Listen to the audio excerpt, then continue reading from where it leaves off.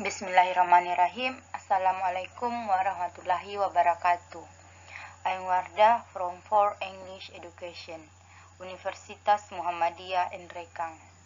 Okay, on this discussion, I will discuss about variety of translation material.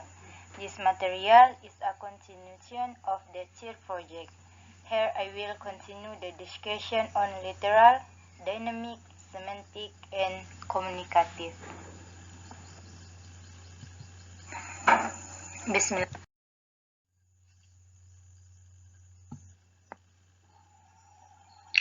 Literal, dynamic, idiomatic, semantic, and communicative. Number 1. Literal translation. In general, literal translation is a translation give priority to the equivalent word or expression within or have the same reference or meaning as the word or the expression. For example, the word cat, a cat in Indonesian, and shall not be interpreted more than small quadrupeds and are in the feline family. In this translation, there are several opinions in the sentence structure, including Nida and Tabor, 1969, and Larson, 1984. Literal translation must maintain the structure of the sentence even so the structure is not changed. The literal translation according to Neumark must use sentence structure that is acceptable.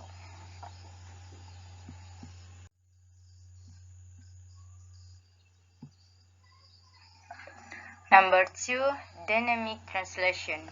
Suryawinata, who briefly wrote the dynamic translation, is a translation that contains all 5 elements which the boundaries made by Nida and Tabor.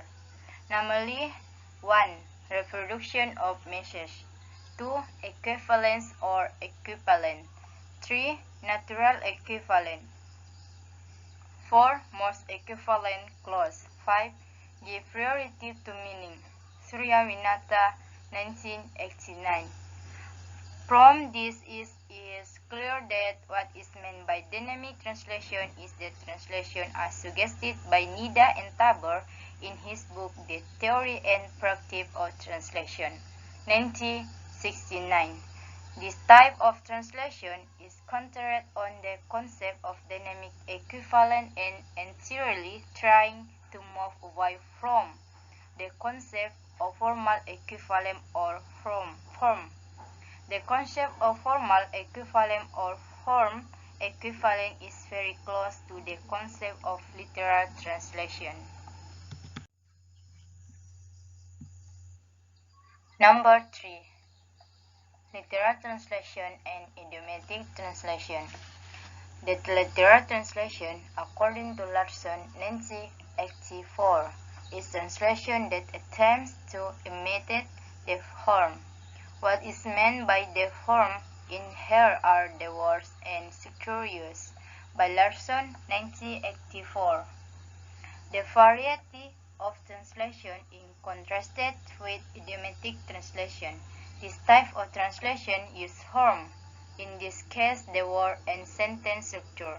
The flexible translation is traced to recreate meaning in which is meaning to the original writer or speaker wants to convey. In words and sentence structure flexible ensues, the translation is truly idiomatic ones feel like translation, but feels like original writing.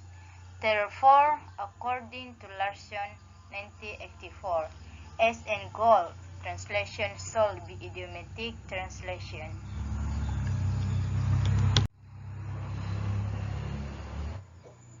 Number 4. Semantic and communicative translation. The concept of semantic and communicative translation was proposed by Peter Neumark, 1981-1988, and he recognized it as a contribution most importantly on translation theory. Neumark, 1981. Pay attention to the following feature. In for semantic, include site-wide, literally, free, or fightful. Will communicative include set-with, free, and idiomatic.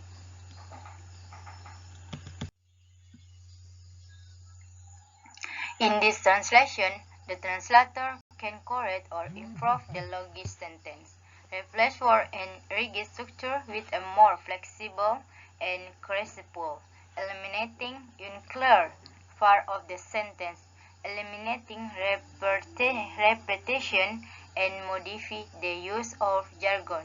Newmark 1981. This is all can be done in semantic translation.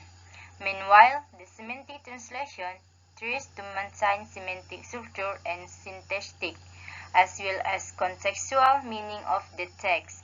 Thus, the cultural element must remain an element culture, even though it is present in the translation text.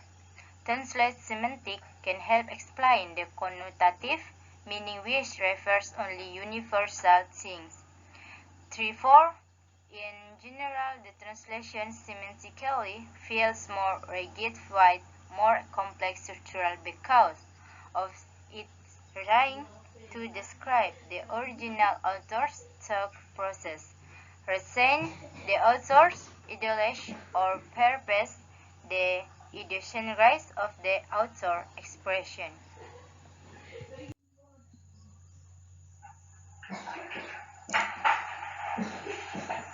The following is the table, the characteristic of semantic and communicative translation, adapted from Newmark 1991. Please refer to the following the table.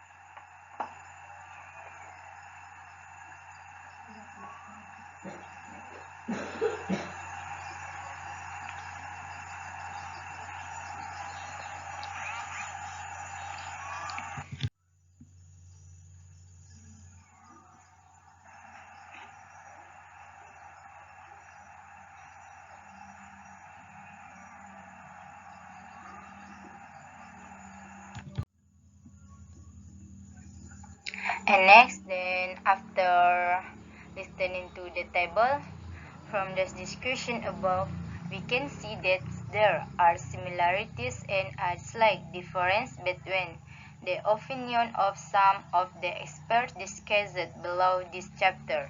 Nida and Taber and Larson, 1984, but that the literal translation in an improper translation it must be evaded.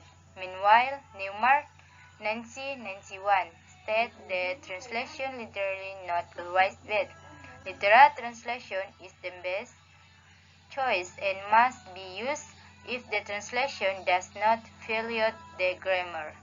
Meanwhile, the dynamic translation, idiomatic translation, and communicative translation has a fundamental similarity, produce the text that is good and easy to understand.